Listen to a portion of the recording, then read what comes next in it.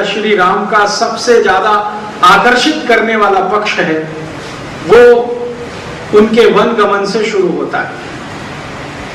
और वन गमन से लेकर 14 वर्ष तक लगातार जो वो तपस्या का जीवन जीते हैं, त्याग का जीवन जीते हैं, उसी त्याग और तपस्या के जीवन पर शायद उनको हमने मर्यादा पुरुषोत्तम कहा है। मैंने रामचरितमानस के बहुत विद्वानों से पूछा कि राम को मर्यादा पुरुषोत्तम किस हिसाब और किस आधार पर कहा जाता है, तो उन्होंने कहा कि उन्होंने जो त्याग किया और समाज के लिए जो आदर्श प्रस्तुत किया उसके आधार पर कहते हैं, इसमें सब एक मत है। तो उन्होंने त्याग तो तभी किया जब अपना राज्य छोड़ा, वो राजा होने की स्थिति में थे और उनके पिता श्री दशरथ ने तय कर लिया था कि राजगद्दी उन्हीं को सौंपनी है। ये सब कुछ हो गया था, लेकिन एक दुर्घटना ने भगवान श्री राम को वन भेज दिया और श्री दशरथ की तीसरी पत्नी केकई के कहने पर या केकई के आग्रह पर भरत को राजगद्दी सौंपने का श्री दशरथ ने निर्णय लिया। यहां से मुझे लगता है कि उनके मर्यादा पुरुषोत्तम होने की बात समझ में आती है। उसके पहले का जीवन तो राजकुमार का जीवन है, महल का जीवन है, सुख सुविधाओं का जीवन है, उनके अपने सामान्य जीवन के जो राजा महाराजा होते हैं उसी तरह का दिखाई देता है। लेकिन जो उनके जीवन का उत्कर्ष है वो उनके वन गमन से दिखाई देता है। श्री राम जी को वन गमन हुआ है, ये सब कहानी और घटना आप सब जानते हैं। इसमें जो दृष्टि है, जो विश्लेषण है, जो देखने की बात है वो ये कि वो चाहें तो राजा हो सकते हैं, सारी की सारी प्रजा उनके साथ है। कारण क्या है? कारण बहुत सारे हैं। उनमें से एक कारण सबसे बड़ा ये है कि भगवान श्री राम या श्री राम अपने जीवन के पूर्वार्ध में सबसे ज्यादा प्रजा के नजदीक हैं। हम सब जानते हैं कि दशरथ उम्र में अधिक हो चुके हैं और वो धीरे धीरे श्री राम को तैयार कर रहे हैं।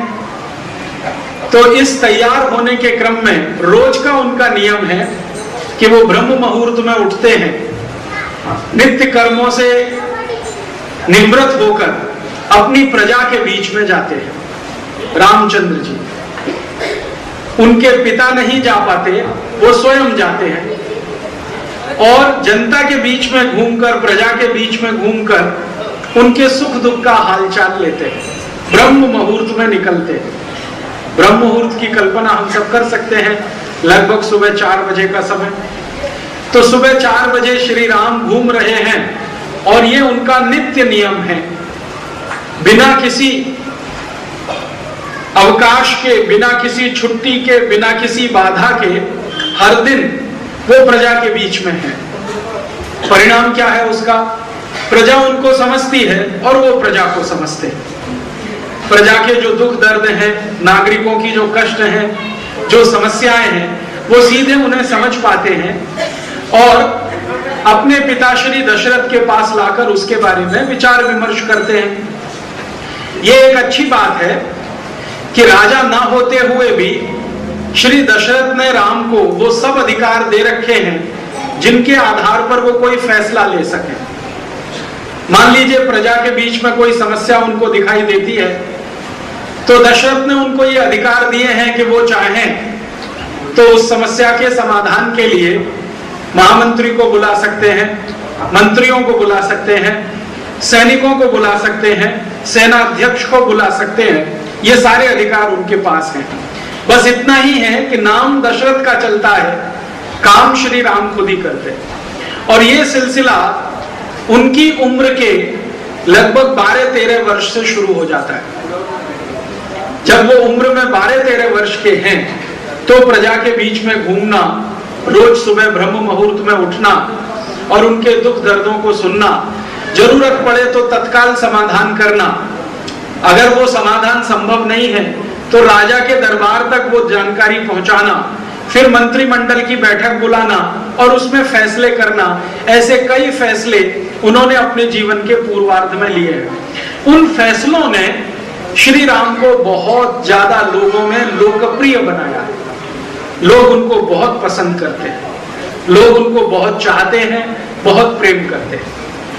इसके विपरीत श्री दशरथ ने केकई के कहने पर गद्दी जिनको सौंपी, भरत के बारे में प्रजा के मन में कोई संपर्क नहीं है, कोई परिचय नहीं है, और ना कोई प्रेम की अनुभूति है, ना कोई लागणी है। कारण क्या है? भरत का जीवन पूर्वार्ध का पूरा अपने नाना के घर में बीता है, ननिहाल में बीता है। इसलिए भरत का अयोध्या के नागरिकों से, उनके साथ कोई सीधा संपर्क नहीं है। भरत कभी कभी ननिहाल से आ जाते हैं, 2-4 दिन रह के वापस ननिहाल में चले जाते हैं। केकई का बहुत जबरदस्त आग्रह है कि भरत का लालन पालन ननिहाल में ही हो। हम सब जानते हैं ये कहानी कि केकई ने एक समय दशरथ से ये वचन ले लिया कि जब राजगद्दी सौंपने की बात आएगी तो मेरा बेटा ही राजा बनेगा। और भरत ने श्री दशरथ ने किसी भावावेश में किसी क्षण आकर केकई को बोल दिया कि हाँ ये ठीक है।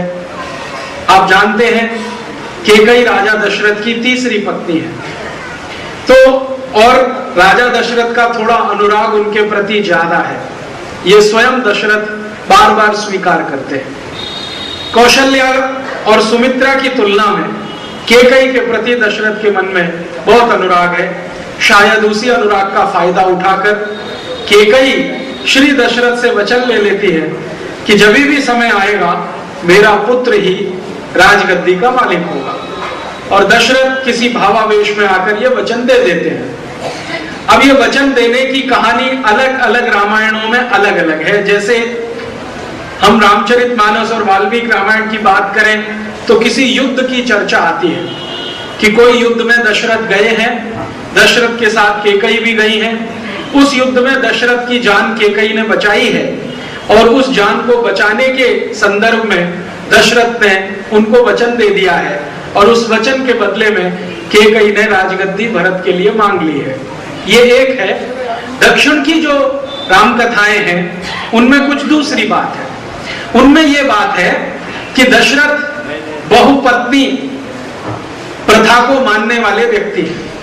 बहुपत्नी माने आप समझते हैं एक से अधिक पत्नियां रखना। दक्षिण की रामायण में कंब रामायण जिसकी हम बात करते हैं उसमें और कन्नड़ की तेलुगु की जो राम कथाएं हैं उनमें जो दूसरी कहानी है वो ये कि दशरथ बहुपत्नी प्रथा के समर्थक हैं, माने एक से अधिक पत्नियां रखना उसके समर्थक हैं। कहीं पर राम कथाओं में ये भी एक कहानी आती है कि चूंकि दशरथ को पहली पत्नी से कोई संतान की प्राप्ति नहीं हुई जल्दी, तो दूसरा विवाह किया और फिर तीसरा विवाह किया संतान प्राप्ति के लिए। एक दूसरी कहानी ये भी आती है। तो अलग अलग कहानियों के हिसाब से, लेकिन बात यह है कि दशरथ ने केकई को वरदान माने वचन दे दिया है और उस वचन की पूर्ति करने के लिए भगवान राम को वनगमन है और भरत को राजगद्दी है। भरत जिसको प्रजा नहीं चाहती वो राजा बन रहे हैं और राम जिनको प्रजा प्रेम करती है, अपने सामने देखना चाहती है, उनकी बुद्धि की कायल है, उनके फैसलों के बारे में चर्चा करती है, वो राम राजमहल छोड़कर वनगमन कर रहे हैं। तो राम चाहते तो प्रजा का सहयोग लेकर राजा बन सकते हैं। अगर आज की भाषा में मैं कहूं तो अपने पिता को गद्दी से उतारकर वो स्वयं राजा हो सकते हैं। आज की राजनीतिक व्यवस्था में ये बहुत स्वाभाविक है, लेकिन हम ये कहते हैं कि अरे वो जमाना तो त्रेता का है, उस समय शायद ये कल्पना नहीं है, तो शायद उस नैतिकता का कोई दबाव हो या उनके अपने संस्कार हो तो वो बहुत सहर्ष स्वीकार करते हैं। लेकिन जो स्वीकारोक्ति है भगवान राम की, उसका एक बहुत सुंदर उनका कथन है। आज के शब्दों में मैं कहूं तो स्टेटमेंट है, कथन है उनका। वो कथन दिखाता है कि उनकी दूरदर्शिता कितनी आगे है। और वो उनको मर्यादा पुरुषोत्तम कैसे बनाती है। मैंने अलग अलग रामचरितमानसों को या रामायण राम कथाओं को जब पढ़ा तो भगवान राम के जो स्टेटमेंट है वो कोट किए हैं आपको वैसे के वैसे ही सुनाने के लिए। फिर उनका विश्लेषण करेंगे तो हमें बहुत कुछ इसमें से समझ में आएगा। राम जब वन गमन कर रहे हैं तो उस समय उनको बहुत सारे समझाने वाले उनके सहयोगी, उनके मंत्रिमंडल के सदस्य उनको कह रहे हैं कि आप क्यों वन जा रहे हैं, प्रजा आपके साथ है, पूरा मंत्रिमंडल आपके साथ है, आप कहें तो हम कल आपको राजा बना दें और आपके पिता भी मना नहीं करेंगे। वो दिल से तो यही चाहते हैं कि आप ही राजा बने, लेकिन कैकेयी को वचन दे दिया है, उस वचन की पूर्ति करनी है। और रघुकुल की एक परंपरा है, प्राण जाए पर वचन न जाए, तो उस परंपरा से बंधे हुए हैं। लेकिन आप चिंता मत करिए, हम उनको मना लेंगे और इस वचन भंग होने के लिए प्रायश्चित भी करवा लेंगे, लेकिन आप एक बार हाँ तो करिए कि वन नहीं जाऊंगा और गद्दी संभालूंगा। तो राम जो उत्तर दे रहे हैं कंब रामायण में, बहुत ही सुंदर ये स्टेटमेंट है, तमिल में है। तमिल में आपको सुनाऊंगा, समझ में नहीं आएगा तो सीधे हिंदी में बताता हूं। वो अपने सब दरबारियों को इकट्ठा करते हैं और कहते हैं कि आपने मेरे साथ बहुत सहयोग किया, मैं आपका आभारी हूं। इतने दिन मैंने प्रजा के बीच में रह के कुछ काम किया, मैं आपका बहुत आभारी हूं। अब पिता की आज्ञा है तो वन जाना है। तो वो कहते हैं कि सच में आप पिता की आज्ञा के लिए वन जाना चाहते हैं?